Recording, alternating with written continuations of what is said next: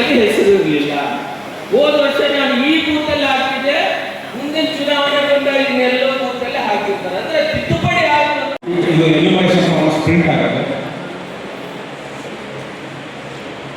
ಮತ್ತೆ ಈ ಎನ್ಯುಮರೇಟರ್ಗಳು ಅಂತ ಕರೀತಾರೆ, ನಾನು BLOಗಳನ್ನ ಎನ್ಯುಮರೇಟರ್ಗಳು ಅಂತ ಕರೀತಾರೆ. ಅವ್ರ ಮನೆಗೆ ಹೋಗಿ ಕನಿಷ್ಠ ಬಾರಿ 3 ಬಾರಿ ಹೋಗಬೇಕು, ಮಿನಿಮಮ್ 3 ಟೈಮ್ಸ್. ನನ್ನ ಮನೆ ಲಾಕ್ ಆಗಿದ್ದು 3 ಸತಿ ಹೋಗಿ ಫಾರ್ಮ್ ಫಿಲ್ ಮಾಡಿಸ್ಕೋಬೇಕು. ಅದರೊಳಗೆ 3 ಹಂತ ಇದೆ. 1987ಕ್ಕೆ ಮುಂಚೆ ಹುಟ್ಟಿರೋರು, 87 ನಂತರ ಎಕೋ ಆಗ್ತದೆ. 1987 ನಂತರ ಮುಂಚೆ ಹುಟ್ಟಿರೋರು, ಮತ್ತು 87ರಿಂದ 2004 ತನಕ ಹುಟ್ಟಿರೋರು, ಮತ್ತು 2004 ನಂತರ ಹುಟ್ಟಿರೋರು. ಈ 3 ಹಂತದ ಜನರನ್ನ ವಿಂಗಡಿಸಿ ಅವರು ಡಾಕ್ಯುಮೆಂಟೇಷನ್ಗಳನ್ನ ಕೇಳಿದ್ದಾರೆ. ಈ ಎನ್ಯುಮರೇಷನ್ ಫಾರಂ ಕೊಡಬೇಕಾದ್ರೆ ನಾವು ಒಂದು ಗಮನ ಹರಿಸಬೇಕಾಗಿರೋದು,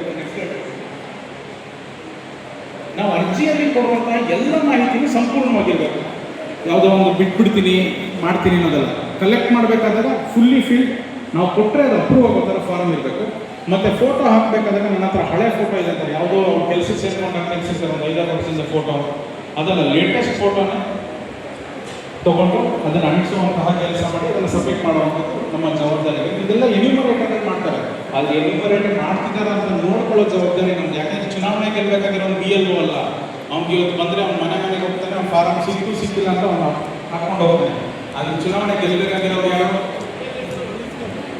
BLOನೇ ಗೆಲ್ಲಬೇಕು. ಯಾಕೆಂದರೆ ನಮ್ಮ ಪಕ್ಷದಲ್ಲಿ ಮುಂಚಿನ ಒಂದಿದೆ, ಬೂತ್ ಗೆಲ್ಲದೆ ದೇಶ ಗೆಲ್ಲಿದ್ದಾನೆ ಅಂತ. BLO ಗೆಲ್ಲದೆ ಗೋವಿಂದರಾಜ್ ನಗರ ಗೆಲ್ಲುತ್ತೆ, ಗೋವಿಂದರಾಜ್ ನಗರ ಗೆಲ್ಲದೆ ರಾಜ್ಯ ಗೆಲ್ಲುತ್ತೆ, ರಾಜ್ಯ ಗೆದ್ದರೆ ಇವತ್ತು ದೇಶ ಗೆದ್ದಿದೆ. ಸಮಸ್ಯೆ ದೇಶ ಗೆದ್ದಿದೆ, ನಾವು ರಾಜ್ಯಗಳನ್ನ ವೋಟಿಂಗ್ ಪ್ಯಾಟರ್ನ್ ನಮಗೆ ನೀವು ನೀವೇ ನೋಡಿ. Parliament election